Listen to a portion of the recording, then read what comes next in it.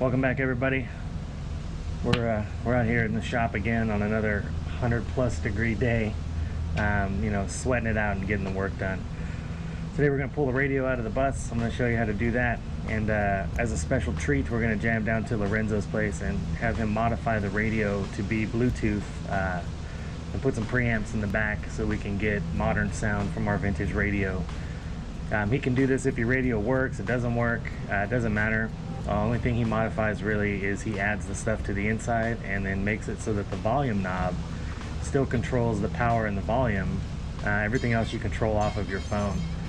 It's a pretty neat setup, and I know a bunch of people that have them and they just swear by them, so I'm going to do it. This is going to be the ultimate bus now, so we might as well hook the radio up and get some decent music on the road.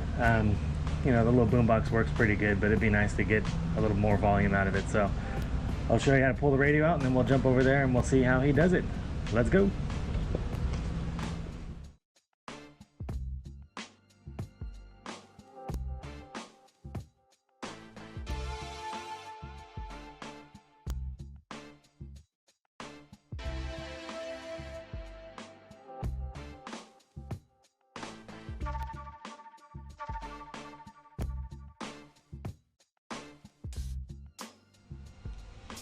Alright, so pulling the radio out is pretty easy. All you have to do is take that parcel tray down and then take the knobs off the top, and it has two more little nuts, and then the whole thing just slides out of the way. So it's really not that complicated.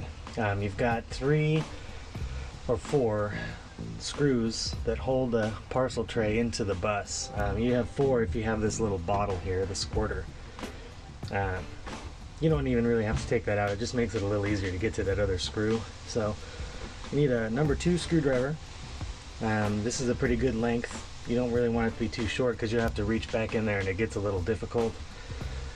And you need a number 13 socket to pull the 2 little bolts off of the steering support that goes to the tray. So what we're going to start with is get this bottle loose, and right on the back side there's 1 screw that holds a little tab. And then keep that loose. This little guy, just put him on the floor. Now the bottle's not going to come out right away because there's actually a bump on top that holds it in. As you can push it off to the side, and over here there's 1 screw. These aren't very long. They've got washers on them because they're basically holding up the entire tray. So take that out, little guy there, put that on the floor, and then I'm going to run to the other side and we'll get the other 2.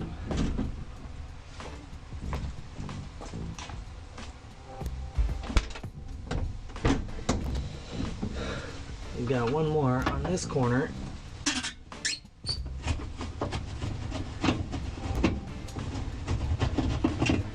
Now this parcel tray is going to want to fall down on you, so be careful. Make sure you don't have anything in there. And then right here in the middle there's the last screw, and that's actually holding the rear bracket for the radio as well. So once you get that loose, don't lose these are important. Okay, now we've verified everything is loosey-goosey, and then grab this. There's 2 somewhere, number 13.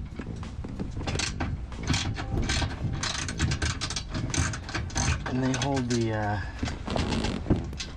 steering column support. These have captive nuts in the top, so you don't have to worry about holding the nut. But especially if you have Safaris, these can get wet and they'll start to rust a little bit and make it a little hard to get out. Come on.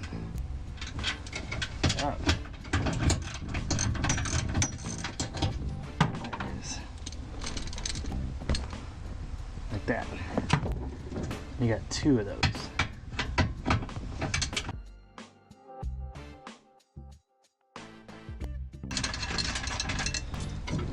Obviously you don't want to lose any of your washers. Now we can swing this out of the way. Give that a jiggle. Now the speedo cable runs through the back of this tray, so it's not going to come all the way out, but this is enough for what we need. Sometimes you find treasure back there. That's pretty neat. Some gas money. It's nice when the bus pays you to do the job. So that's out. That's the tray anyways. We can get this radio out. I'm going to reset the camera here. Alright, so in my experience these come off usually pretty easily. You just kind of pinch the outer knob here, pop it off. It has this little friction wedge inside there that grabs between the pole here, and then the bottom knob just comes right off. It's also keyed in there to grab this outer adjustment. One is the coarse adjustment, one is the fine adjustment. So they should come off pretty easy, and they only go on the way that they go on. They only go on one way, in other words. So you have to be careful when we're reassembling, but those should just come right out of there. Then you take your nice 17 mil wrench and you stick it on here. See, and a lot of times these are not even that tight, because if you over tighten it, it just crushes the dash, and there's not really a need to go super tight on those. So they're usually hand tight or less, but that is not to say that they don't get rusty. Windshields do leak, and this is a prime spot for water in most of these cars, so I have had them rusted on before, and a little penetrating fluid will get them off, usually pretty easy. And you give that a jiggle. This is your faceplate, and these will only go on sort of one way too. There's this little return here that's out. You can try to put them on this way and they might fit, but it just won't look quite right. The better side usually goes out, so little trim. And the radios will have a tendency to just fall right out the back, so you should really keep your hand down there and catch them. Kind of not like what I just did. And the wiring on these is not like the wiring on new radios. It's not quick release. It doesn't just unplug. So the handy thing about having that parcel tray right there is that it'll set down, and then you can go in there and you can sort of clip the wires or unwrap, 70-year-old electrical tape, whatever, who knows what's back there. Alright, so that speaker's actually bigger than I thought, which is kind of nice. So all you gotta really do is, I believe, just take these two. Man, these guys are in there too. Well, you're gonna take this screw out, and you're gonna take this screw out. And I don't see any other screws holding them on. I've never taken one of these out before. Looks like it just kind of wedges in there, and that's it. Yeah. So we're gonna pull these out, and we'll pull that out, and then I'll measure it and see, and I bet you I can get a new one, because this little paper cone I can see is starting to tear. So I'll just replace it with like a new Pioneer, and it's a good size, so it's actually gonna sound nice, and then I can jam one in the back somewhere, hide it, so we can get, decent sound out of it. I think this is gonna be pretty good.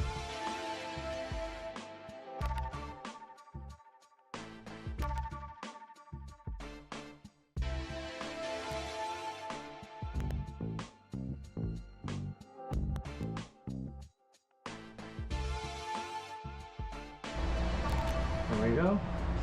Alright, we made it. So we're here in Lorenzo's shop. We're about to get our radio taken apart and fixed up. Has the cool original service tag, a warranty tag on it from '66. That's pretty cool. I like that. You can see the dusty mark on there. So why don't you tell us what you do to them, and well, you don't have to give away your secrets, okay. But no, I usually just they're in really bad shape. I clean them up. Usually a lot of these are filled with grease from They find them in the fields, in barns and stuff like that. So I clean them up, make them look nice, presentable, take all the extra grease off, and that way when you guys put them in the vehicle, they look as presentable as your car will be. Cool. And then what am I going to be able to do when we're all done? When you'll be all done, it will have Bluetooth, FM. It will have a USB port in case you want to put a thumb drive with your library on it. Wow. Or also, it will charge your phone. That way, if you're taking a road trip and you want to hear the music, you can use the thumb drive for the long trip, or have your phone charging while you're Bluetoothing off of it. Damn, that's cool. And it all fits inside there? Yes. You don't have to modify the radio at all? No, everything works through the amps and everything. You'll be using your regular knob like you would if it was made out of the factory. Wow, cool. All right, so we're gonna jump in and we'll see how he does it and let him work his magic. All right.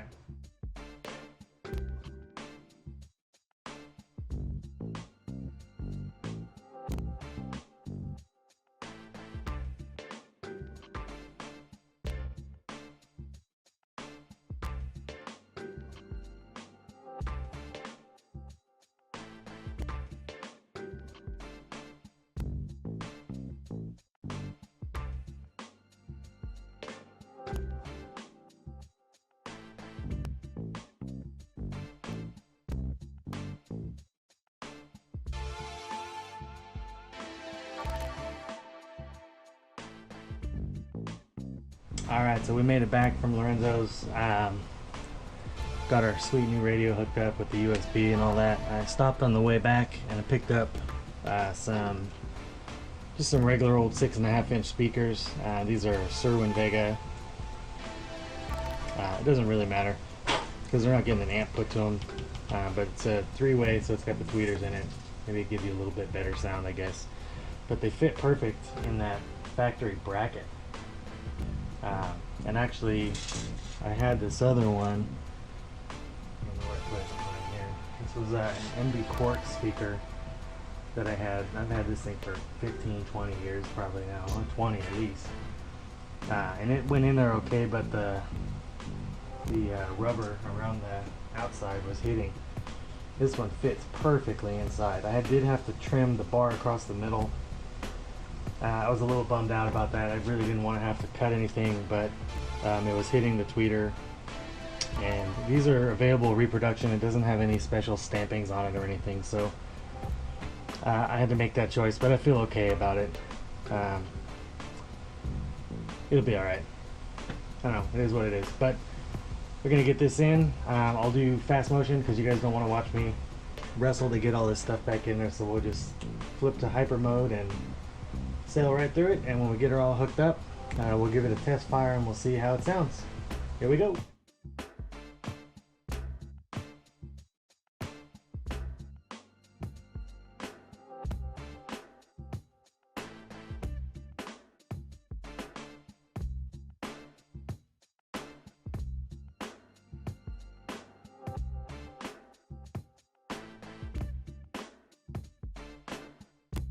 The Bluetooth device is connected successfully.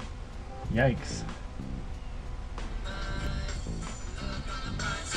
Be kind and keep a smile, keep your head up and try to find a friend or a child and encourage their life. Oh my, look on the bright side, rise up and make an impact. Alright, that came out pretty nice. I ended up having to pull the stupid wiper armature out to get that speaker in there because the magnet is so much bigger than this little tiny magnet on the stock one. But that's a much better speaker. I think I need to find some way to enclose the back so it can get a little bit more bass. But I'm really happy with the way it sounds right now. Lorenzo did a fantastic job. It's got I gotta hook this up underneath the dash, but this is a Bluetooth, no, USB charger for your phone, but you can also jam a thumb drive in there if you got a lot of music on one of those, and it'll play directly off that thumb drive, which is pretty great. But just having somewhere to charge the phone in the bus is super fantastic. I mean, that's Awesome. So I got Bluetooth, I got a phone charger out of the deal. It's got preamp output, so I can put an amp, I can put a little sub down here like I was talking about earlier. I've got one more speaker to mount. I'll stick it somewhere hidden in the back. I'll find somewhere to hide it, just so we have some rear music also. With those Safaris open, you know, who knows if you'll even be able to hear it, but I'm stoked. I got a little radio in there, and it all fits in the original spot, and it looks good. So it's pretty cool. And I don't know. Now we got a stereo. We can move that boombox somewhere else, and I can plug in my CB underneath now. Use that power port that I had down there for running the CB radio. So it's good. Awesome job. I'll put the link down there. You can contact Lorenzo yourself and get one of these radios. He can do any kind of car too, so I'm gonna have him probably do my Cadillac. We'll do one more of these for the Bug when it comes back, so we'll just have them all hooked up and ready to go. Modern convenience in a vintage package. It's fantastic. So that was good. I liked it. Again, I enjoyed it. It was hot. Holy crap, it was hot out here today. But we accomplished something. It took all day and lots of driving around, but we accomplished something. We got music now, so it's good. Thanks for tagging along on that one. Check us out at Volks America, volksamerica.com. You get your subscriptions to the Volks America magazine, Volks Mania magazine. That's coming out real soon too, if it's not already. It should be being sent quick because it's in the printer right now, so those are going out soon. Everybody gets to see what a great job they did on that. volksamerica.com for your subscriptions. Check out our friends at VW Life. They're working on that Harvest Beetle. They're almost done with it, and it's coming down to the wire. That shows, you know, a month away or less, and they're giving that car away for raffle tickets. It's like 10 bucks or 20 bucks or something per ticket, but you could win a car for one ticket, so you can't beat that. And it's a sweet car. It's lowered. They just put the rear suspension lowering on there, so check them out. VW Life on YouTube. Check us out on all our social media. We've got the Facebook, Texas Old Volks. We've got Instagram, Texas Old Volks. Check us out there. I'll throw all the links down at the bottom. You can check that out too. So, awesome. Thanks for watching.